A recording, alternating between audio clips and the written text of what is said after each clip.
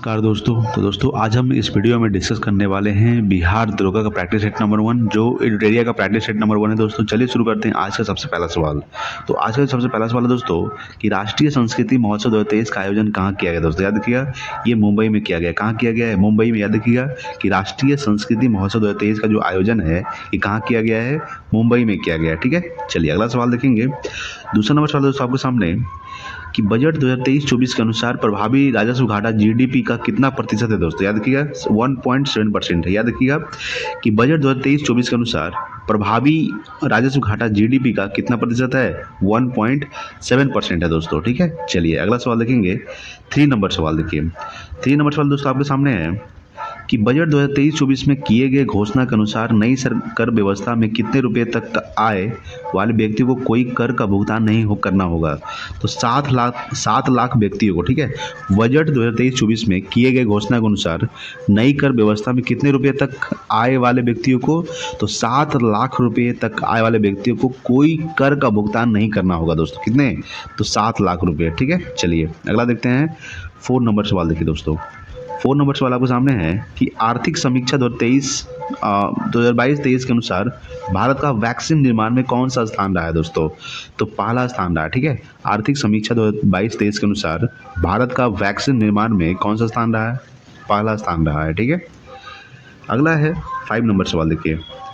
5 number सवाल है कि EOS-07 उपग्रह का प्रक्षेपण किस प्रक्षेपण यान से किया गया। दोस्तों तो ये किया गया है SSLV-D2। ठीक है, SSLV-D2 के द्वारा किया गया है। EOS-07 उपग्रह का प्रक्षेपण जो है ये किस प्रक्षेपण यान से किया गया है? तो SSLV-D2 के द्वारा किया गया है। ठीक है, चलिए अगला देखते हैं। 6 नंबर सवाल देखिए दोस्तों। 6 नंबर सवाल आपके सामने है दोस्तों कि ऑपरेशन सद्भावना को किसके द्वारा शुरू किया गया। दोस्तों याद रखिएगा ये आर्मी के द्वारा शुरू किया गया। ठीक है, तो ऑपरेशन सद्भावना को जो शुरू किसके द्वारा किया गया है? आर्मी के द्वारा। BSF का स्थापना कब हुआ था? दोस्तों याद रखिएगा 1965 को हुआ था BSF का स्थापना। ठीक है, चलिए अगला देखते हैं। अगला दोस्तों 7 नंबर सवाल। 7 नंबर सवाल है कि भारत के 28वें महालेखा नियंत्रक कौन बने हैं। दोस्तों याद रखिएगा ये बने हैं श्री SS दुबे। ठीक है, श्री SS दुबे जो है ये भारत के 28वें महालेखा नियंत्रक बने हैं। ठीक है, चलिए अगला देखेंगे। 8 नंबर सवाल। 8 नंबर सवाल है कि विश्व स्वास्थ्य दिवस 2023 का विषय था, क्या था? तो हेल्थ फॉर ऑल। याद रखिएगा कि विश्व स्वास्थ्य दिवस 2023 का जो विषय था वो क्या था? हेल्थ फॉर ऑल था। दोस्तों अगर बात करेंगे विश्व स्वास्थ्य दिवस कब मनाया जाता है? दोस्तों 7 अप्रैल को। याद रखिएगा 7 अप्रैल को स्वास्थ्य दिवस मनाया जाता है। दोस्तों अगर बात करेंगे 7 अप्रैल 1948 को। याद रखिएगा दोस्तों 7 अप्रैल 1948 को विश्व स्वास्थ्य संगठन का स्थापना हुआ था, इसलिए 7 अप्रैल को विश्व स्वास्थ्य दिवस मनाया जाता है। याद रखिएगा दोस्तों। ठीक है, चलिए अगला देखते हैं। देखिए दोस्तों अगर बात करें WHO वर्ल्ड हेल्थ ऑर्गेनाइजेशन, ठीक है, WHO का स्थापना कब हुआ था? 7 अप्रैल 1948 को। इसको बोलते हैं वर्ल्ड हेल्थ ऑर्गेनाइजेशन, विश्व स्वास्थ्य संगठन।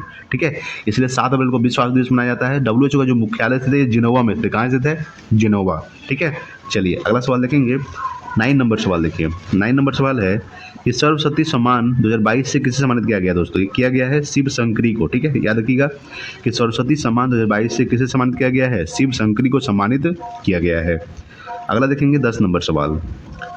10 नंबर सवाल है कि पुस्तक एज गुड माई वर्ड के लेखक कौन है। दोस्तों पुस्तक एज गुड माई वर्ड के लेखक है, याद रखिएगा KM चंद्रशेखर। ठीक है, KM चंद्रशेखर जो है ये पुस्तक एज गुड माई वर्ड के लेखक हैं। ठीक है, चलिए अगला देखेंगे। 11 नंबर सवाल देखिएगा। 11 नंबर है कि किस संस्था द्वारा इंटरनेशनल क्लाइमेट क्लब को लॉन्च किया गया है। तो ये G7 के द्वारा लॉन्च किया गया। याद रखिएगा किस संस्था द्वारा? तो G7 के द्वारा इंटरनेशनल क्लाइमेट क्लब को लॉन्च किया गया है। अगर बात करेंगे कि G7 का स्थापना 1975 में हुआ था। दोस्तों याद रखिएगा। ठीक है, G20 का स्थापना कब हुआ था? ये 1999 में हुआ था। दोस्तों याद रखिएगा। ब्रिक्स का स्थापना कब हुआ था? दोस्तों 2006 में हुआ था। याद रखिएगा ब्रिक्स में कितना देश शामिल है? 5 देश। कौन कौन सा? Brazil, Russia, India, China, South Africa. G20 में 20 देश शामिल है। G7 में 7 देश शामिल। दोस्तों अगर बात करें नाटो का स्थापना कब हुआ था? दोस्तों याद रखिएगा अगर बात करेंगे नाटो का मुख्यालय कहाँ स्थित है? तो बेल्जियम की राजधानी ब्रुसेल्स में। ठीक है, बेल्जियम की राजधानी ब्रुसेल्स में नाटो का मुख्यालय स्थित है। अगर बात करेंगे कि नाटो का स्थापना 1949 में हुआ था। नाटो का फुल फॉर्म क्या होता है? North Atlantic Treaty Organization. ठीक है, इसमें टोटल कितना देश शामिल है? तो 31 देश शामिल है। 31वां जो देश शामिल हुआ वो फिनलैंड है। दोस्तों कौन है? फिनलैंड। फिनलैंड की राजधानी क्या होता है? हेलसिंकी। फिनलैंड को झीलों का देश भी कहा जाता है, याद रखिएगा। ठीक है, तो नाटो का स्थापना कब हुआ था? 1949 में हुआ था। ब्रिक्स का स्थापना 2006। ठीक है, Brazil, Russia, India, China, South Africa. BRICS का मुख्यालय याद रखिए। दोस्तों अगर बात करेंगे कि ब्रिक्स का जो मुख्यालय स्थित है याद रखिएगा संघाई में स्थित है दोस्तों। कहाँ स्थित है? संघाई में, ठीक है। तो G20 का स्थापना 1999 में और G7 का 1975 में हुआ था। तो किस संस्था द्वारा इंटरनेशनल क्लाइमेट क्लब को लॉन्च किया गया है? तो G7 के द्वारा लॉन्च किया गया है, ठीक है। चलिए अगला देखेंगे 12 नंबर सवाल। 12 नंबर सवाल है कि विश्व स्वास्थ्य संगठन के नए मुख्य वैज्ञानिक के रूप में किसे नियुक्त किया गया दोस्तों? याद रखिएगा ये जेरेमी फरार को नियुक्त किया गया, ठीक है। तो विश्व स्वास्थ्य संगठन के नए मुख्य वैज्ञानिक के रूप में किसे नियुक्त किया गया है? जेरेमी फरार। विश्व स्वास्थ्य संगठन यानी कि WHO, इसका स्थापना कब हुआ था? वर्ल्ड हेल्थ ऑर्गेनाइजेशन 7 अप्रैल 1948 को। याद रखिएगा 7 अप्रैल 1948 को WHO का स्थापना हुआ था दोस्तों, ठीक है। इसका जो मुख्यालय स्थित है जिनेवा में स्थित है, ठीक है। इसलिए 7 अप्रैल को विश्व स्वास्थ्य संगठन मनाया जाता है, विश्व स्वास्थ्य दिवस मनाया जाता है दोस्तों, याद रखिएगा, ठीक है। चलिए अगला देखते हैं। अगला है 13 नंबर सवाल। देखिए 13 नंबर सवाल है कि मुख्यमंत्री देवदर्शन यात्रा योजना की शुरुआत किस राज्य द्वारा किया गया दोस्तों? किया गया है गोवा सरकार के द्वारा, ठीक है। तो मुख्यमंत्री देवदर्शन यात्रा योजना जो है की शुरुआत किस राज्य द्वारा किया गया है? गोवा सरकार द्वारा। वर्तमान गोवा के जो मुख्यमंत्री है प्रमोद सावंत है। उत्तर प्रदेश के मुख्यमंत्री कौन है दोस्तों? योगी आदित्यनाथ। उत्तराखंड के पुष्कर सिंह धामी, ठीक है। जोरमथंगा, याद रखिएगा जोरमथंगा जो है ये मिजोरम के मुख्यमंत्री है वर्तमान में, ठीक है। तो मुख्यमंत्री देवदर्शन यात्रा जो योजना है ये किसके द्वारा किया गया है? गोवा सरकार के द्वारा। गोवा दोस्तों याद रखिएगा क्षेत्रफल की दृष्टि से सबसे छोटा राज्य गोवा और क्षेत्रफल की दृष्टि से सबसे बड़ा राज्य राजस्थान, ठीक है। चलिए अगला देखेंगे 14 नंबर सवाल। देखिएगा कि ब्रजबंशी लाल जिनका हाल ही में निधन हो गया उनका संबंध किस क्षेत्र से था दोस्तों? तो ये पुरातत्व से था। याद रखिएगा कि ब्रजबंशी लाल जिनका हाल ही में निधन हो गया उनका संबंध किस क्षेत्र से था? तो पुरातत्व से था, ठीक है। चलिए अगला देखेंगे 15 नंबर सवाल आपके सामने है। किस राज्य द्वारा गौ सेवा आयोग विधेयक को पारित किया गया दोस्तों? याद रखिएगा किसके द्वारा पारित किया गया है? तो ये किया गया है महाराष्ट्र के द्वारा, ठीक है। याद रखिएगा अगर बात करेंगे कि किस राज्य द्वारा, तो महाराष्ट्र द्वारा गौ सेवा आयोग विधेयक को पारित किया गया है, ठीक है। चलिए अगला देख लेते हैं 16 नंबर सवाल आपके सामने है कि M3M Hurun global rich list 2023 में पहले स्थान पर कौन है दोस्तों? तो ये है मुकेश अंबानी, ठीक है। कौन है? M3M Hurun global rich list में 2023 में पहले स्थान पर कौन है? मुकेश अंबानी दोस्तों। चलिए अगला देखेंगे 17 नंबर सवाल आपके सामने है कि विश्व महिला मुक्केबाजी चैंपियनशिप 2023 में नीतू घनघास ने कौन सा पदक जीता है? ये स्वर्ण पदक जीता है। कौन सा पदक? स्वर्ण पदक, ठीक है। तो विश्व महिला मुक्केबाजी चैंपियनशिप 2023 में नीतू घनघास ने कौन सा पदक जीता है? स्वर्ण पदक, ठीक है। चलिए अगला 18 नंबर सवाल आपके सामने है कि वैश्विक आतंकवाद सूचकांक 2023 में आतंकी प्रभावित देशों में भारत का स्थान क्या है दोस्तों? तो ये है 13वां, ठीक है। याद रखिएगा तो वैश्विक आतंक सूचकांक 2023 में आतंकी प्रभावित देशों में भारत का जो स्थान है क्या है? 13वां स्थान है, ठीक है। चलिए अगला देखेंगे 19 नंबर सवाल आपके सामने है कि हाल ही में चीन के राष्ट्रपति ने पुनः राष्ट्रपति का पदभार संभाला है। यह उनका कौन सा कार्यकाल है दोस्तों? यह उनका तीसरा कार्यकाल है, ठीक है। तो वर्तमान में जो चीन के राष्ट्रपति है वो शी जिनपिंग है, ठीक है। कौन है? Xi Jinping. भारत और चीन के बीच कौन सी रेखा है? मैकमोहन रेखा, ठीक है। याद रखिएगा दोस्तों अगर बात करेंगे कि चीन ने तिब्बत पे कब्जा कर रखा है 1959 को, 1959 को, ठीक है। 1959 को चीन ने तिब्बत पे कब्जा किया था, याद रखिएगा ये भी। और भारत और चीन के बीच मैकमोहन रेखा। चीन के राष्ट्रपति वर्तमान में कौन है? शी जिनपिंग जो तीसरा पदभार कार्य संभाला है राष्ट्रपति के रूप में, ठीक है। याद रखिएगा अगर बात करें चीन की राजधानी क्या है? तो चीन की राजधानी है बीजिंग, ठीक है। चलिए अगला देखेंगे 20 नंबर सवाल। देखिए 20 नंबर सवाल है कि राष्ट्रीय विज्ञान दिवस 2023 का विषय क्या था? वो था दोस्तों वैश्विक कल्याण के लिए वैश्विक विज्ञान, ठीक है। तो राष्ट्रीय विज्ञान दिवस कब मनाया जाता है? 28 फरवरी को, याद रखिएगा, ठीक है।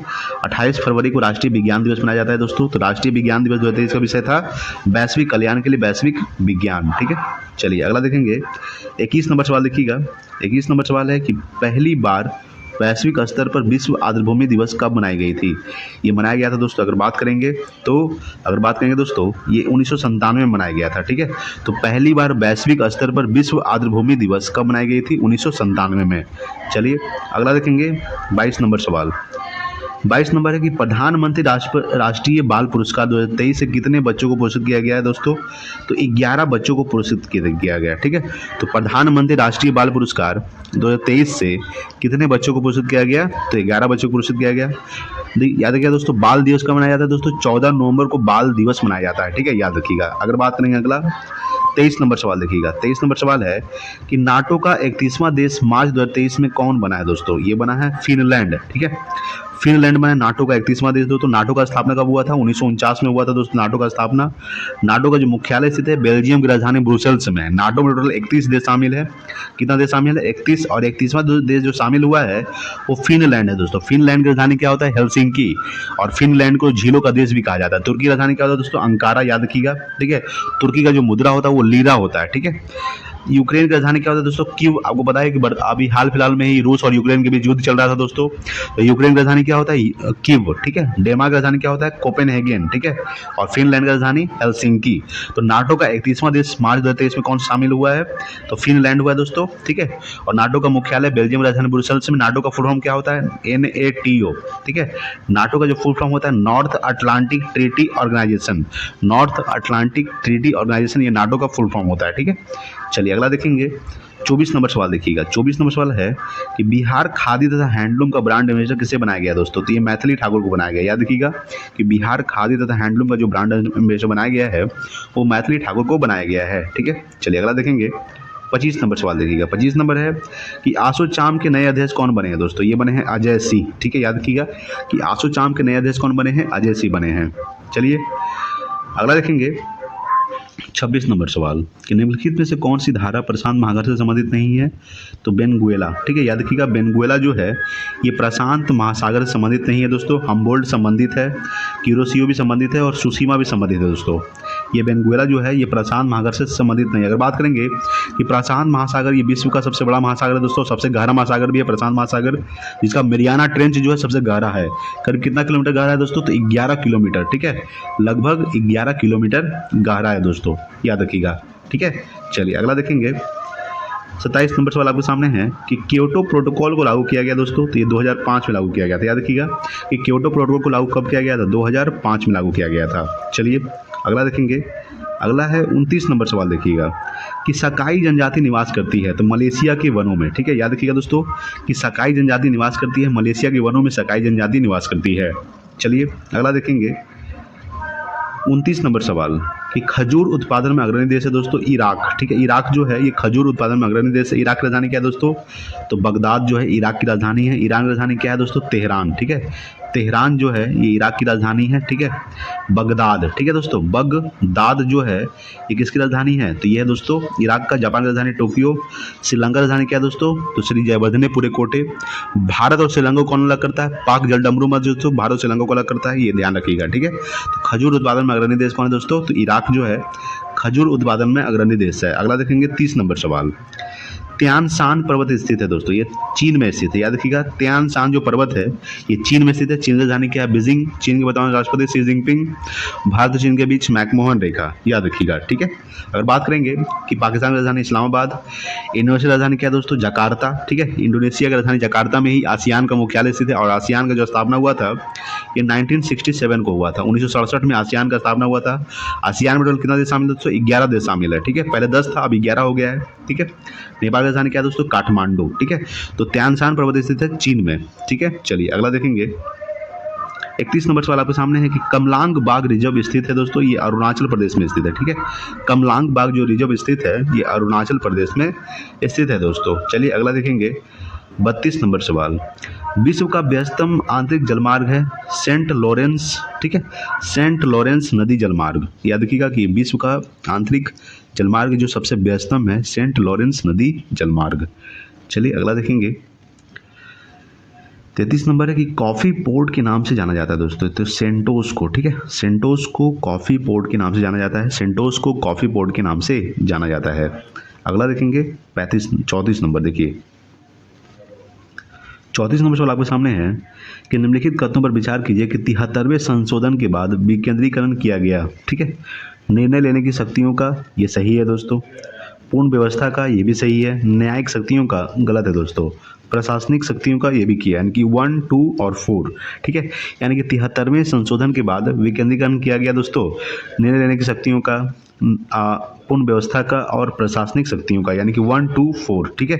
इसमें अगर बात करेंगे कि क्या पूछ रहा है कि कौन सा कथन सही है, तो 1, 2 और 4 यानी कि ऑप्शन नंबर क्या हो जाएगा? बी, ठीक है। चलिए अगला है दोस्तों 35 नंबर सवाल, 35 है कि पालखेड़ा का युद्ध किसके किसके मध्य हुआ था। याद रखिएगा, ये हुआ था बाजीराव प्रथम और निजाम उल मुल्क के बीच हुआ था। ठीक है, तो पालखेड़ा का जो युद्ध हुआ था किसके मध्य हुआ था, बाजीराव प्रथम और निजाम उल मुल्क के बीच हुआ था। ठीक है, यानी कि 35 का ऑप्शन नंबर बी हो जाएगा। चलिए अगला देखते हैं दोस्तों, 36 नंबर सवाल। देखिए 36 नंबर सवाल है कि इल्बर्ट बिल विवाद के कारण किस गवर्नर जनरल या वायसराय को त्यागपत्र देना पड़ा था, तो लॉर्ड रिपन। ठीक है, याद रखिएगा, यानी कि इल्बिट बिल विवाद के कारण किस गवर्नर जनरल या वायसराय को त्यागपत्र देना पड़ा था, लॉर्ड रिपन को। स्थानीय स्वशासन जनक किसे कहा जाता है, लॉर्ड रिपन को स्थानीय स्वशासन जनक कहा जाता है। वर्नाकुलर प्रेस एक्ट को रद्द किसने किया था, तो लॉर्ड रिपन ने वर्नाकुलर प्रेस एक्ट को रद्द भी किया था लॉर्ड डलहौजी के शासनकाल में 1853 में। ठीक है दोस्तों, याद रखिएगा 16 अप्रैल 1853 को प्रथम रेलगाड़ी चलाई गई थी, कहाँ से कहाँ तक, मुंबई से थाने के बीच। ठीक है, कितना किलोमीटर, तो 34 किलोमीटर। वर्नाकुलर प्रेस एक्ट को लाया किसने था दोस्तों, तो लॉर्ड लिटन ने लाया था। रद्द किसने किया था, लॉर्ड रिपन ने रद्द किया था वर्नाकुलर प्रेस एक्ट को। इल्बिट बिल विवाद के कारण किस गवर्नर जनरल को त्यागपत्र देना पड़ा, तो लॉर्ड रिपन। याद रखिएगा दोस्तों, ये 1872 में जो जनगणना स्टार्ट हुआ था 1872 में, किसके शासनकाल में, तो लॉर्ड मेयो शासनकाल में। और 10 की आधार पर जो जनगणना शुरू किया गया था 1800 कब शुरू किया गया था, 81 में, तो वो लॉर्ड रिपन के शासनकाल में शुरू किया गया था। याद रखिएगा। ठीक है, चलिए अगला देखेंगे, 37 नंबर सवाल देखिएगा कि किस अधिवेशन में गांधी जी ने कहा था कि गांधी मर सकता है परंतु गांधीवाद नहीं, तो कराची अधिवेशन। कराची अधिवेशन कब हुआ था, ये 1931 में हुआ था, जिसके अध्यक्षता किसने किए थे, सरदार वल्लभ भाई पटेल ने किए थे। याद रखिएगा कि किस अधिवेशन में गांधी जी ने कहा था कि गांधी मर सकता है परंतु गांधीवाद नहीं, तो कराची अधिवेशन 1931। ठीक है, कराची अधिवेशन कब हुआ था, 1931 में हुआ था, जिसके अध्यक्षता सरदार वल्लभ भाई पटेल ने किए थे। लाहौर अधिवेशन कब हुआ था, ये 1929 में हुआ था दोस्तों। ठीक है, जिसकी अध्यक्षता जवाहरलाल नेहरू ने किया था दोस्तों। बेलगांव अधिवेशन कब हुआ था, ये 1924 में हुआ था, जिसमें एक अधिवेशन किया था दोस्तों, कौन, महात्मा गांधी, जिसके अध्यक्षता किसने किए थे, महात्मा गांधी। बेलगांव कहाँ से थे, कर्नाटक में से दोस्तों। ठीक है, तो बेलगांव अधिवेशन की अध्यक्षता महात्मा गांधी ने किए थे। कराची अधिवेशन की अध्यक्षता किसने किए थे, तो ये किए थे सरदार वल्लभ भाई पटेल ने। लाहौर अधिवेशन जवाहरलाल नेहरू। ठीक है, लाहौर अधिवेशन में स्वराज का मांग किया गया था दोस्तों। ठीक है, चलिए अगला देखेंगे, 38 नंबर सवाल देखिएगा। 38 नंबर सवाल आपके सामने क्या है, 38 नंबर सवाल देखेंगे कि निम्न प्रश्नों का सही मिलान करें दोस्तों। अगर बात करेंगे कि ईस्ट इंडिया एसोसिएशन जो स्थापना हुआ था ये 1966 में हुआ था। तत्व बोधिनी सभा का स्थापना 1839 में हुआ था। सोशल सर्विस लीग का स्थापना 1911 में हुआ था। और नौजवान सभा का जो स्थापना हुआ था ये 1826 में हुआ था दोस्तों। ठीक है, इसके हिसाब से आप मिलान कर लीजिएगा। तो ए का 4 है दोस्तों। ठीक है, तो ए का 4 यानी कि ऑप्शन नंबर बी होगा, ए का 4, बी का 2, ठीक है, सी का 1 हो जाएगा दोस्तों, और डी का 3 हो जाएगा, यानी कि ऑप्शन नंबर बी हो जाएगा। ठीक है, देखिए अगर बात करेंगे तत्व बोधिनी सभा का जो स्थापना हुआ था कलकत्ता में हुआ था, किसने किया था, तो देवेंद्र नाथ ठाकुर ने किया था तत्व बोधिनी सभा का स्थापना 1839 में। नौजवान भारत सभा का स्थापना 1926 में हुआ था, जिसके स्थापना किया था भगत सिंह ने किए थे। ठीक है, याद रखिएगा। चलिए अगला देखते हैं, 39 नंबर सवाल देखिए। 39 नंबर है कि असहयोग आंदोलन चलाने का प्रस्ताव किस कांग्रेस अधिवेशन में पारित किया गया था, ये किया गया था दोस्तों। अगर बात करते हैं नागपुर अधिवेशन। ठीक है, तो असहयोग आंदोलन चलाने का जो प्रस्ताव है ये किस कांग्रेस अधिवेशन में पारित किया गया था, नागपुर अधिवेशन कब हुआ था दोस्तों, ये 1920 में हुआ था। कब हुआ था, 1920 में। ठीक है, याद रखिएगा। अगर बात करें दोस्तों असहयोग आंदोलन शुरू कब हुआ था, तो 1920 में असहयोग आंदोलन शुरू हुआ था और 1922 में असहयोग आंदोलन को समाप्त कर दिया गया था। क्यों समाप्त कर दिया गया था, कि जो असहयोग आंदोलन शुरू किसके द्वारा किया गया था, तो महात्मा गांधी के द्वारा शुरू किया गया था और इसको रद्द यानी कि समाप्त किया गया था। असहयोग आंदोलन कब किया गया था, तो 1922 में किया गया था। क्यों किया गया था, कि चौरा चौरी घटना के बाद, ठीक है, जो 5 फरवरी 1922 को हुआ था चौरा चौरी कांड। ठीक है, कहाँ हुआ था, गोरखपुर में हुआ था दोस्तों, गोरखपुर में, जिसमें 22 लोग मारे गए थे। ठीक है, याद रखिएगा, चौरा चौरी कांड में। उसी के घटना के दुखी होकर महात्मा गांधी ने 1922 में किसका असहयोग आंदोलन को स्थगित कर दिया था। ठीक है, चलिए नेक्स्ट देखते हैं अगला। 40 नंबर है कि सल्तनत युग का अकबर किसे कहा जाता है। ठीक है, याद रखिएगा कि सल्तनत युग का जो अकबर है कि किसे कहा जाता था, तो फिरोज शाह तुगलक को। ठीक है, फिरोज शाह तुगलक को सल्तनत युग का अकबर कहा जाता था दोस्तों। याद रखिएगा, अगर बात करते हैं कि सल्तनत युग का अकबर किसे कहा जाता था, फिरोज शाह तुगलक को। चलिए अगला देखते हैं, 41 नंबर सवाल। 41 नंबर है कि प्रसिद्ध दर्शन द्वैतवाद का प्रतिपादन किसने किया, तो निम्बार्काचार्य ने किया। ठीक है, याद रखिएगा कि प्रसिद्ध दर्शन द्वैतवाद का जो प्रतिपादन किसने किया था, निम्बार्काचार्य ने किए थे। ठीक है, चलिए अगला देखते हैं, 42 नंबर सवाल देखिएगा कि किस मुगल शासक को शाही दरवेश कहा जाता था। याद रखिएगा, तो औरंगजेब को। ठीक है, औरंगजेब को शाही दरवेश कहा जाता था दोस्तों। अगर बात करते हैं कि औरंगजेब की मृत्यु जो हुई थी ये 1707 में हुआ था दोस्तों, ठीक है। औरंगजेब को जिंदा पीर कहा जाता है, ठीक है, याद रखिएगा, जिंदा पीर कहा जाता है दोस्तों। ये औरंगजेब जो है दोस्तों किसका बेटा था, ये शाहजहां का बेटा था। जैसे कि बाबर का सबसे पहला मुगल वंश का स्थापना किसने किया था दोस्तों, याद रखिएगा कि मुगल वंश का स्थापना बाबर ने किया था। कब किया था, 1526 में पानीपत का प्रथम युद्ध में, ठीक है। पानीपत का प्रथम युद्ध बाबर और इब्राहिम लोदी के बीच लड़ा गया था, जिसमें बाबर जीत गया था दोस्तों, ठीक है। तो 1526 में मुगल वंश का स्थापना हुआ था, ठीक है। बाबर का बेटा हुमायूं, हुमायूं का बेटा जहांगीर, जहांगीर का बेटा शाहजहां, शाहजहां का बेटा, ठीक है, औरंगजेब, ठीक है। सॉरी दोस्तों, बाबर का बेटा हुमायूं, हुमायूं का बेटा अकबर, सॉरी दोस्त, जहांगीर, जहांगीर का बेटा अकबर, शाहजहां, औरंगजेब, ठीक है, याद रखिएगा। तो मुगल शासक जो है ये शाही दरवेश कहा जाता है किसको, तो औरंगजेब को कहा जाता है दोस्तों, याद रखिएगा। अगर बात करते हैं कि 1707 में मृत्यु हुआ था किसका, औरंगजेब का, ठीक है। अगर बात करते हैं दोस्तों ताजमहल का निर्माण किसने करवाया था, शाहजहां ने करवाया था दोस्तों, अगर बात करते हैं, ठीक है। अगर बात करते हैं दोस्तों कि अकबर का जन्म कब हुआ था दोस्तों, याद रखिएगा 1542 में हुआ था, ठीक है। 1542 में अमरकोट में अकबर का जन्म हुआ था दोस्तों, ठीक है, याद रखिएगा। अगर बात करते हैं कि पानीपत का प्रथम 1526 में हुआ था, पानीपत का दूसरा युद्ध हुआ था दोस्तों 1556 में हुआ था, किसके बीच, अकबर और हेमू के बीच। 1761 में हुआ था कि कौन सा युद्ध, पानीपत का तीसरा युद्ध, किसके किसके बीच, अब्दुल शाह अब्दाली और मराठों के बीच हुआ था, याद रखिएगा, ठीक है। चलिए अगला देखेंगे। अगला दोस्तों आपके सामने 43 नंबर सवाल है कि किस स्थान से युगल शब्दाह का परिमाण मिला है दोस्तों, याद रखिएगा। ये मिला है कालीबंगा से, याद रखिएगा कि किस स्थान से, तो कालीबंगा से युगल शब्दाह का जो प्रमाण मिला है, कहाँ से मिला, कालीबंगा से। कालीबंगा कहाँ से थे दोस्तों, ये राजस्थान में से थे, याद रखिएगा कहाँ से थे, राजस्थान में कालीबंगा ने स्थित है। अगर बात करते हैं कि मोहनजोदड़ो कहाँ से दोस्तों, ये पाकिस्तान में स्थित है, सिंध प्रांत के पाकिस्तान में मोहनजोदड़ो स्थित है। मोहनजोदड़ो को ये किए थे राखल दास बनर्जी 1922 में किए थे, याद रखिएगा। अगर बात करते हैं कि सबसे बड़ा स्नानागार कहाँ से मिला है, तो मोहनजोदड़ो से मिला है। मोहनजोदड़ो को मृतकों का टेला भी कहा जाता है दोस्तों, ठीक है, याद रखिएगा, ठीक है। चलिए अगला देखेंगे। 44 नंबर सवाल है कि वैदिक देवमंडल में निम्न में से किसे युद्ध का देवता माना जाता है, तो इंद्र को, ठीक है। याद रखिए दोस्तों कि वैदिक देवमंडल में निम्न में से किसे युद्ध का देवता माना जाता है, इंद्र को, ठीक है दोस्तों। याद रखिए ऋग्वेद में इंद्र का उल्लेख कितना बार किया गया है, 250 बार का उल्लेख किया गया है, ठीक है। और अग्नि का जो उल्लेख किया गया है 200 बार किया गया है दोस्तों, ठीक है, याद रखिएगा। तो वैदिक देवमंडल में निम्न में से किसे युद्ध का देवता माना जाता है, इंद्र को जो है युद्ध का देवता माना जाता है। चलिए अगला देखते हैं 45 नंबर सवाल। 45 है कि निम्नलिखित में से किस शासक को स्वर्ण सिक्के जारी करने का श्रेय दिया जाता है दोस्तों, ये दिया जाता है विम कड़फिसेस को, ठीक है, याद रखिएगा कि किस शासक को, तो विम कड़फिसेस को स्वर्ण सिक्के जारी करने का श्रेय दिया जाता है, ठीक है। अगर बात करें दोस्तों कुषाण वंश का स्थापना किसने किया था, तो कुजुल कड़फिसेस ने कुषाण वंश का स्थापना किया था दोस्तों, ठीक है, याद रखिएगा। अगर बात करते हैं कि स्वर्ण सिक्के जारी करने का श्रेय किसे दिया जाता है, तो विम कड़फिसेस को, ठीक है। चलिए अगला देखेंगे।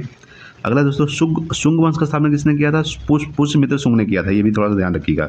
अगला है 46 नंबर कि भारतीय संविधान के प्रस्तावना में शामिल समानता, स्वतंत्रता और बंधुता की आदर्श की प्रेरणा संबंधित है, तो कहाँ से, फ्रांस की क्रांति से। याद रखिएगा कि समानता, स्वतंत्रता और बंधुता की आदर्श की जो प्रेरणा है ये संबंधित किससे है, फ्रांस की क्रांति कब हुआ था, 1789 में हुआ था, याद रखिएगा। 1789 में फ्रांस क्रांति हुआ था। अमेरिका की क्रांति कब हुआ था दोस्तों, 1775 में हुआ था, याद रखिएगा, ठीक है। अगर बात करते हैं, ठीक है, रूसी क्रांति कब हुआ था दोस्तों, ये 1917 में हुआ था, याद रखिएगा कब हुआ था, रूसी क्रांति से 1917 में हुआ था दोस्तों। तो भारतीय संविधान के प्रस्तावना में शामिल समानता, स्वतंत्रता और बंधुता के आदर्श की प्रेरणा संबंधित है फ्रांस की क्रांति से, ठीक है।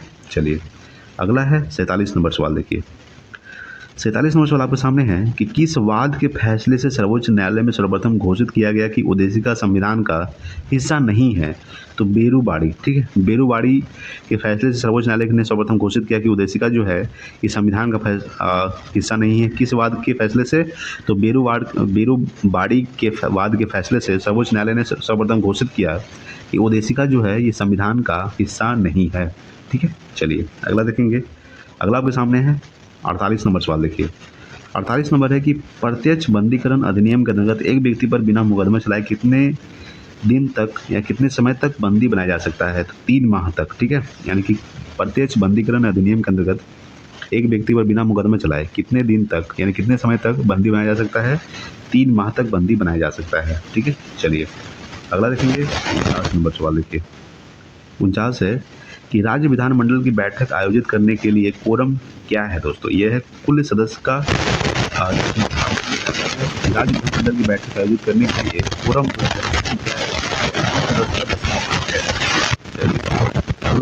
नंबर सवाल देखिएगा कि यदि किसी राज्य की विधानसभा का अध्यक्ष पद त्यागना चाहे तो उसे अपना त्यागपत्र देना चाहिए। ठीक है, किसको? याद रखिएगा, मुख्यमंत्री को, राज्यपाल को या राज्य के मुख्य न्यायाधीश को। ठीक है, किसी को नहीं, ना मुख्यमंत्री को, ना राज्यपाल को, ना राज्य के मुख्य न्यायाधीश को। ठीक है, इनमें से कोई नहीं हो जाएगा। यदि किसी राज्य की विधानसभा का अध्यक्ष चाहे तो अपना त्यागपत्र देना चाहिए। चलिए देखेंगे सामान्य सवाल के सामने कार्यकारी न्यायाधीशों की नियुक्ति की जाती है। ठीक है, इसके द्वारा उच्च न्यायालय में। ठीक है, कि कार्यकारी न्यायाधीशों की जो नियुक्ति की जाती है ये उच्च न्यायालय में की जाती है। चलिए अगला देखेंगे 52 नंबर सवाल आपके सामने है कि वे विषय जिन पर केंद्र व राज्य सरकारें दोनों कानून बना सकती है संबंधित सूची में। ठीक है दोस्तों, याद रखिएगा संबंधित सूची में क्या होगा दोस्तों, केंद्र और राज्य जो है ये दोनों कानून बना सकता है। ठीक है, संघ सूची में दोस्तों केवल केंद्र ही बना सकता है, राज्य सूची में केवल राज्य बना सकता है, लेकिन संबंधित सूची में ये दोनों बना सकता है, केंद्र भी बना सकता है और राज्य भी बना सकता है। याद रखिएगा। देखिए बात करते हैं कि ये जो तीनों सूची है, संघ सूची, राज्य सूची, संबंधित सूची, इसका जो उल्लेख है 7वीं अनुसूची में किया गया है। 7वीं अनुसूची में उल्लेख किया गया दोस्तों। ठीक है, याद रखिएगा। अगर बात करते हैं संघ सूची, राज्य सूची, टोटल कितना अनुसूची है दोस्तों? 12 अनुसूची है, याद रखिएगा। ठीक है, तो 7वीं अनुसूची में किसका उल्लेख किया गया है? संघ सूची, राज्य सूची, संबंधित सूची। ठीक है, याद रखिएगा। केंद्र और राज्यों के बीच शक्ति का बंटवारा जो है इस 7वीं अनुसूची में है। ठीक है, चलिए नेक्स्ट है अगला 53 नंबर सवाल। अगर बात करेंगे तो 53 नंबर सवाल है कि निम्नलिखित में से कौन सुमेलित नहीं है? ये संस्थाएं हैं अपना है। बात करेंगे कि अंतर्राज्यीय परिषद 1990 में स्थापना किया गया था, ये सही है दोस्तों। राष्ट्रीय विकास परिषद का स्थापना 1952 किया गया था, ये भी सही है। राष्ट्रीय मानवाधिकार आयोग का स्थापना 1993 में किया गया था, ये भी सही है। राज्य पुनर्गठन आयोग का स्थापना 1956 में किया गया था, ये दोस्तों गलत है, यानी कि ऑप्शन नंबर डी हो जाएगा। ठीक है, याद रखिएगा कि राज्य पुनर्गठन का जो आयोग इसका जो स्थापना किया गया था ये 1953 को किया गया था। कब किया गया था? 1953 में किया गया था दोस्तों। ठीक है, यानी कि ऑप्शन नंबर डी जो है ये गलत है। ठीक है, इसके हिसाब से ऑप्शन क्या हो जाएगा दोस्तों? यहाँ पे देखिए थोड़ा सा मिस्टेक है, यहाँ पे सी होना चाहिए दोस्तों, यहाँ पे डी होना चाहिए। ऑप्शन नंबर क्या हो जाएगा? डी। ठीक है, चलिए नेक्स्ट अगला 54 नंबर सवाल आपके सामने। 54 नंबर सवाल क्या कर रहा है कि भारतीय संविधान में कौन सी कारखानों में बालकों के नियोजन को प्रतिषेध करता है? अनुच्छेद 24। ठीक है, यानी कि भारतीय संविधान में कौन सा अनुच्छेद 24 जो है एक कारखानों में बालकों को नियोजन को प्रतिषेध करता है दोस्तों, यानी कि ऑप्शन नंबर क्या हो जाएगा? ऑप्शन नंबर बी हो जाएगा। चलिए अगला देखेंगे। अगला सामने है 55 नंबर सवाल। 55 नंबर है कि निम्नलिखित में से कौन सा प्रस्ताव सरकार द्वारा प्रस्तुत किया जाता है? विश्वास प्रस्ताव। ठीक है, विश्वास प्रस्ताव जो है सरकार के द्वारा प्रस्तुत किया जाता है, यानी कि ऑप्शन नंबर ए हो जाएगा। चलिए अगला देखते हैं। 56 नंबर सवाल है कि निम्नलिखित में से कौन सा सही सुमेलित नहीं है? इधर तेल सौदा का दोस्तों, इधर कारखाना है। कारखाना राज्य जैसे कि कोयली है गुजरात में, ये सही है दोस्तों। नुमालीगढ़ असम में स्थित है, ये भी सही है। नागपट्टिनम आंध्र प्रदेश में है दोस्तों, ये गलत है, यानी कि ऑप्शन नंबर सी ही हो जाएगा। जो नागपट्टिनम जो है दोस्तों ये कहाँ स्थित है? ये तमिलनाडु में स्थित है। कहाँ स्थित है? तमिलनाडु में स्थित है दोस्तों, यानी कि ऑप्शन नंबर क्या हो जाएगा? सी हो जाएगा। ठीक है, क्या पूछ रहा है? तो सुमेलित नहीं पूछा है दोस्तों, यानी कि option number C. Nagapattinam Andhra Pradesh में नहीं स्थित है, बल्कि नागपट्टिनम जो है तमिलनाडु में स्थित है। ठीक है, तातीपाका दोस्तों ये आंध्र प्रदेश में स्थित है, ये सही है। ठीक है, यानी कि ऑप्शन नंबर सी हो जाएगा। चलिए अगला देखते हैं। अगला है दोस्तों 57 नंबर सवाल आपके सामने है कि तडोबा नेशनल पार्क या उद्यान किस राज्य में स्थित है? ये स्थित है दोस्तों महाराष्ट्र में। ठीक है, याद रखिएगा कि तडोबा नेशनल पार्क जो है ये कहाँ स्थित है? महाराष्ट्र में स्थित है। ठीक है, चलिए अगला देखेंगे। 58 नंबर सवाल आपके सामने दोस्तों कि रावत भाटा परमाणु विद्युत गृह किस राज्य में स्थित है दोस्तों? तो ये राजस्थान में स्थित है। ठीक है, रावत भाटा परमाणु विद्युत गृह जो है किस राज्य में स्थित है? राजस्थान में। चलिए अगला देखते हैं। अगला आपके सामने दोस्तों 59 नंबर सवाल है कि निम्नलिखित में से ग्रेनाइट सिटी के रूप में किस देश को जाना जाता है दोस्तों? याद रखिएगा एबरडीन स्कॉटलैंड को। ठीक है, एबरडीन स्कॉटलैंड को ग्रेनाइट सिटी के रूप में जाना जाता है। ठीक है, किस देश को? तो ग्रेनाइट सिटी के रूप में जाना जाता है, तो एबरडीन स्कॉटलैंड को ग्रेनाइट सिटी के रूप में जाना जाता है। चलिए अगला देखते हैं। 60 नंबर सवाल आपके सामने है कि सरहदी गांधी के उपनाम से किस व्यक्ति को जाना जाता है? तो अब्दुल गफ्फार खान को। ठीक है, अब्दुल गफ्फार खान को सरहदी गांधी के उपनाम से जाना जाता है। ठीक है, चलिए गोपाल कृष्ण गोखले किसके गुरु थे दोस्तों? तो महात्मा गांधी के राजनीतिक गुरु थे गोपाल कृष्ण गोखले, याद रखिएगा। चलिए अगला देखेंगे। 61 नंबर सवाल है कि मानव की कौन सी क्रिया जलवायु द्वारा सर्वाधिक प्रभावित होती है? तो कृषि दोस्तों, याद रखिएगा कि मानव की कौन सी क्रिया? तो कृषि जो है ये जलवायु द्वारा सर्वाधिक प्रभावित होती है, कृषि। ठीक है, यानी ऑप्शन नंबर सी हो जाएगा 61 का। अगला देखेंगे 62 नंबर कि निम्नलिखित में से कौन सा घटक जलवायु परिवर्तन का मुख्य कारण है दोस्तों? याद रखिएगा, ये है प्रदूषण, ओजोन क्षरण, ग्रीन हाउस गैस, यानी कि ऑप्शन नंबर डी हो जाएगा सभी। ठीक है, तो कौन सा घटक जो है ये जलवायु परिवर्तन का मुख्य कारण है, यानी कि सभी हो जाएगा। कौन कौन सा? प्रदूषण, ओजोन क्षरण, ग्रीन हाउस गैस। ठीक है, चलिए अगला देखेंगे। 63 नंबर है कि भारत में एग्रो इकोलॉजिकल जोन्स की संख्या वर्तमान में कितनी है? तो ये दोस्तों 20। ठीक है, याद रखिएगा कि भारत में एग्रो इकोलॉजिकल जोन्स की जो संख्या वर्तमान में कितनी है, तो वो है दोस्तों 20। ठीक है, यानी कि ऑप्शन नंबर 63 का सी हो जाएगा। 64 नंबर सवाल आपके सामने है कि राष्ट्रीय बागवानी परिषद की स्थापना कब की गई थी? ये क्या है दोस्तों? याद रखिएगा, बात करते हैं कि राष्ट्रीय बागवानी परिषद की जो स्थापना किया गया था ये 1984 में किया गया था। ठीक है, तो राष्ट्रीय बागवानी परिषद की जो स्थापना किया गया था 1984 में किया गया था। चलिए अगला देखते हैं। 65 नंबर सवाल, विश्व आपदा नियंत्रण दिवस कब मनाया जाता है दोस्तों? ये 13 अक्टूबर को मनाया जाता है, विश्व आपदा नियंत्रण दिवस। ठीक है, विश्व आपदा नियंत्रण दिवस 13 अक्टूबर को मनाया जाता है। चलिए अगला देखते हैं। 66 नंबर सवाल कि प्रोटीन संश्लेषण का सही क्रम कौन सा है? तो ऑप्शन नंबर ए हो जाएगा DNA, RNA, amino acid, protein. क्या हो जाएगा? DNA, RNA, amino acid, protein जो है ये प्रोटीन संश्लेषण का सही क्रम है दोस्तों। ठीक है, ऑप्शन नंबर ए 66 का। 67 नंबर सवाल है कि केंद्रिका में निम्नलिखित में से क्या नहीं पाया जाता है? याद रखिएगा दोस्तों, कार्बोहाइड्रेट नहीं पाया जाता है। ठीक है, तो केंद्रिका में प्रोटीन पाया जाता है दोस्तों। ठीक है, आरएनए, डीएनए पाया जाता है, कार्बोहाइड्रेट नहीं पाया जाता दोस्तों। ठीक है, केंद्रिका में। चलिए अगला देखते हैं। 68 नंबर सवाल, निम्नलिखित में से कौन प्रोटोजोआ जनित रोग है दोस्तों? याद रखिएगा, मलेरिया, निद्रा रोग, कालाजार, यानी कि ऑप्शन नंबर डी हो जाएगा ये सभी। ठीक है, ये सभी जो है मलेरिया भी, निद्रा रोग भी और कालाजार भी, ये सभी क्या है दोस्तों? ये प्रोटोजोआ जनित रोग है। ठीक है, चलिए नेक्स्ट देखते हैं अगला। 69 नंबर सवाल है कि निम्नलिखित में से कौन सा एक प्रकाश संश्लेषी वर्णक नहीं है दोस्तों? याद रखिए कौन सा नहीं है, तो एंथोसाइनिन। ठीक है, याद रखिएगा एंथोसाइनिन जो है ये एक प्रकाश संश्लेषी वर्णक नहीं है दोस्तों। ठीक है, चलिए नेक्स्ट देखेंगे अगला। 70 नंबर सवाल आपके सामने है कि पादप में उपस्थित कोशिका भित्ति निम्नलिखित में से किससे निर्मित होती है दोस्तों? तो ये सेलुलोज से होती है। याद रखिएगा कि पादप में उपस्थित कोशिका भित्ति जो होती है ये किससे निर्मित होती है? सेलुलोज से, यानी कि ऑप्शन नंबर सी 70 का। चलिए अगला देखते हैं। 71 नंबर सवाल कि पौधों में लचीलापन किस अस्थायी ऊतक के कारण होता है दोस्तों? तो ये होता है कॉलेनकाइमा। ठीक है, यानी कि पौधों में जो लचीलापन होता है ये किस अस्थायी ऊतक के कारण होता है? तो कॉलेनकाइमा अस्थायी ऊतक के कारण होता है पौधों में लचीलापन, यानी कि ऑप्शन नंबर बी हो जाएगा 71 का। अगला देखेंगे। 72 नंबर सवाल है कि वनस्पति जगत का सबसे बड़ा समूह कौन सा है दोस्तों? थैलोफाइटा। याद रखिएगा, थैलोफाइटा जो है ये वनस्पति जगत का सबसे बड़ा समूह है, थैलोफाइटा।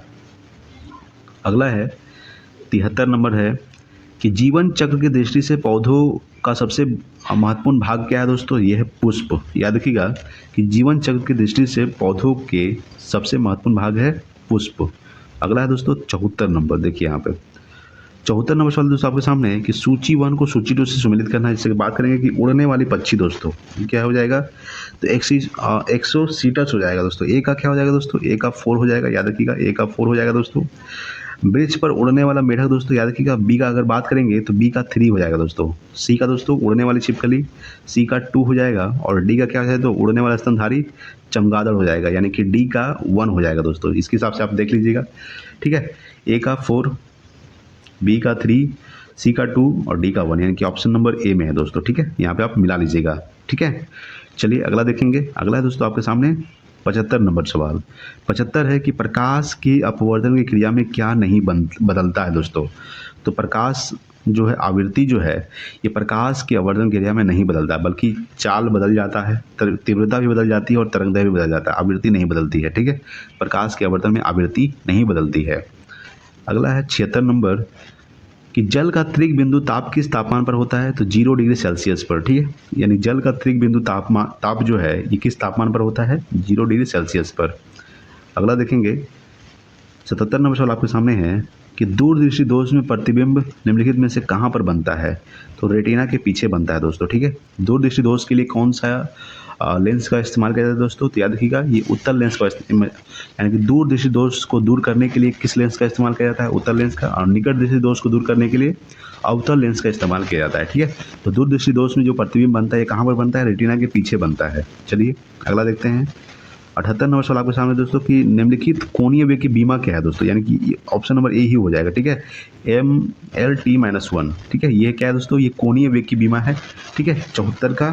ठीक है, अगला देखेंगे दोस्तों हम लोग, अगला देखेंगे 79 नंबर सवाल आपके सामने है कि निम्न में से किस भौतिक राशियों को व्यक्त करने के लिए केवल परिणाम की आवश्यकता होती है? तो विद्युत धारा की। ठीक है, विद्युत धारा क्या है दोस्तों, ये है दोस्तों अदिश राशि।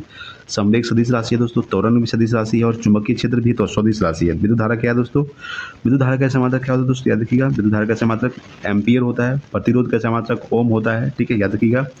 और विद्युत धारा क्या है दोस्तों, ये अदिश राशि है। ठीक है, क्या है दोस्तों, अदिश राशि है विद्युत धारा।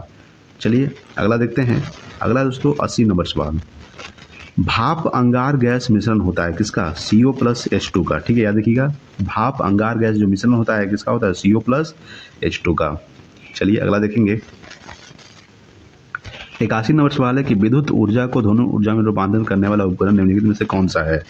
यह है दोस्तों लाउड स्पीकर। ठीक है, याद रखिएगा कि विद्युत ऊर्जा को ध्वनि ऊर्जा में रूपांतरण करने वाला उपकरण जो होता है कौन सा है? ये लाउड स्पीकर है। ठीक है, चलिए अगला देखेंगे।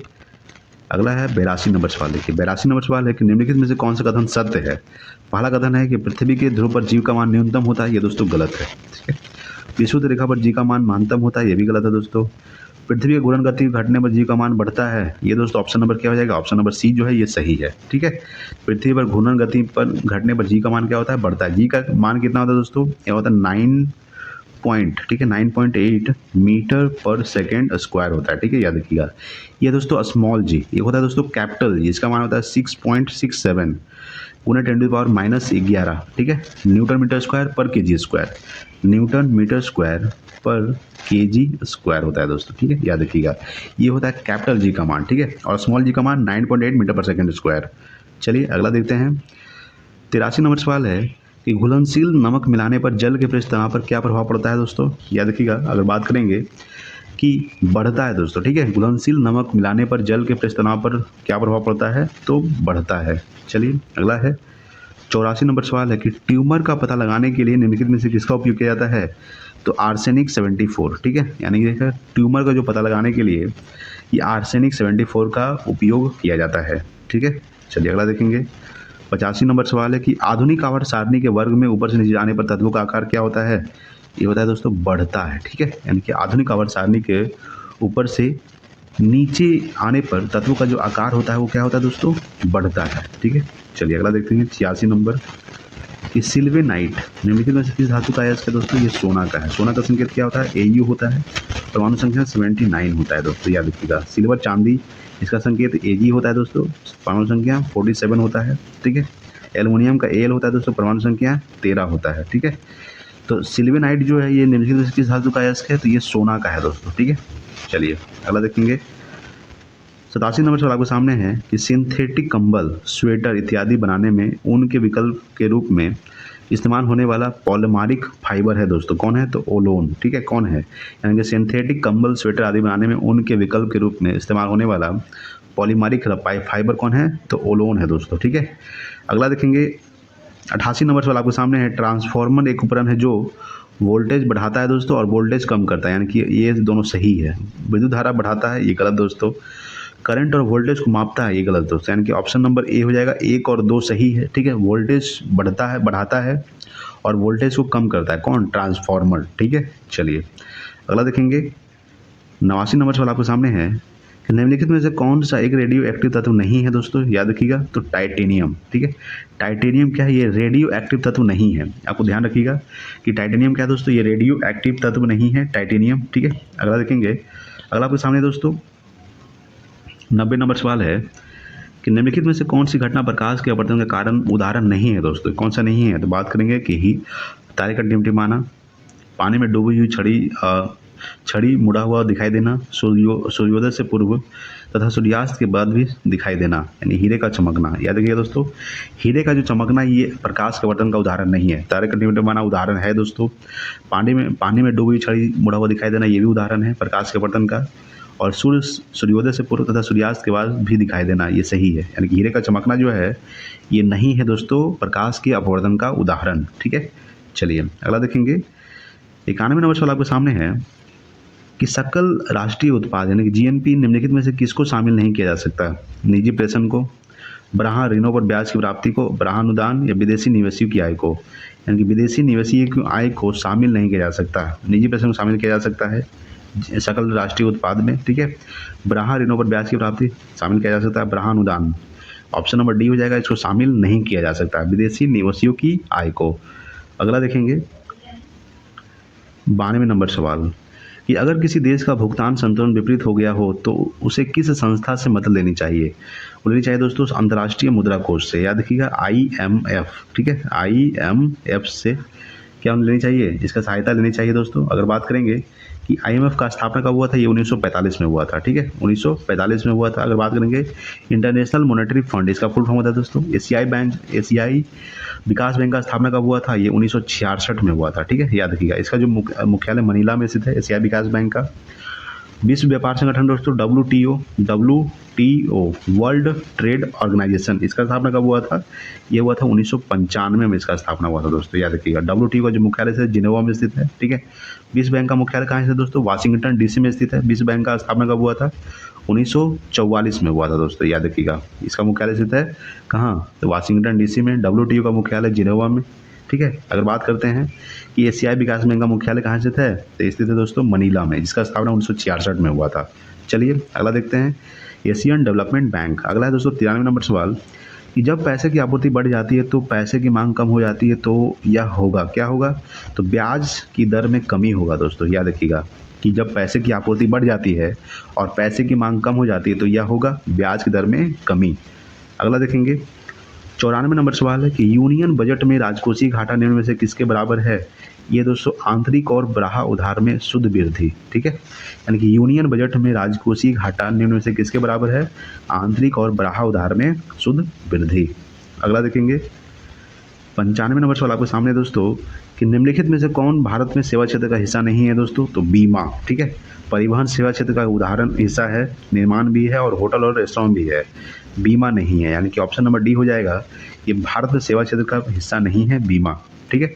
अगला देखेंगे दोस्तों, ठीक है दोस्तों, आपका 96 नंबर सवाल दोस्तों मैथ का सवाल है। इसका ऑप्शन नंबर अगर आंसर देखिएगा तो ऑप्शन नंबर ए हो जाएगा, ठीक है। क्या होगा? ऑप्शन ए हो जाएगा दोस्तों इसका आंसर। आप लोग इसको बना लीजिएगा, ठीक है, मैथ का सवाल को, ठीक है। अगला देखेंगे दोस्तों 97 नंबर सवाल का आंसर क्या हो जाएगा दोस्तों? अगर बात करेंगे तो इसका ऑप्शन नंबर क्या हो जाएगा? बी। इसको आप लोग बना लीजिएगा, ठीक है, ऑप्शन नंबर बी हो जाएगा इसका आंसर, ठीक है। अगला देखें दोस्तों 98 नंबर सवाल का जो आंसर होगा, याद रखिएगा, इसका भी आंसर क्या हो जाएगा दोस्तों? ऑप्शन नंबर बी हो जाएगा 154 सेंटीमीटर स्क्वायर। अगला देखेंगे 99 नंबर जो सवाल है दोस्तों, इसका आंसर हो जाएगा आपका, इसका भी दोस्तों बी हो जाएगा, ठीक है। कौन क्या हो जाएगा? बी, ठीक है। अगला दोस्तों 100 नंबर सवाल जो आज का लास्ट सवाल है कि निम्नलिखित में से कौन सा कथन गलत है दोस्तों? प्रत्येक वर्ग एक आयत होता है, ये सही है दोस्तों। प्रत्येक समचतुर्भुज एक समांतर चतुर्भुज होता है, ये भी सही है। प्रत्येक समचतुर्भुज एक वर्ग होता है दोस्तों, ये गलत है दोस्तों, ठीक है। प्रत्येक समचतुर्भुज एक वर्ग नहीं होता है, यानी कि ऑप्शन नंबर सी हो जाएगा। ये कथन क्या है दोस्तों? गलत है, ठीक है। तो दोस्तों हमने 100 प्रश्नों को डिस्कस कर चुके हैं दोस्तों एरिया का। तो वीडियो अगर अच्छा लगा प्लीज़ लाइक कीजिएगा, शेयर कीजिए अपने दोस्तों के पास। Thanks for watching. जय हिंद, वंदे मातरम।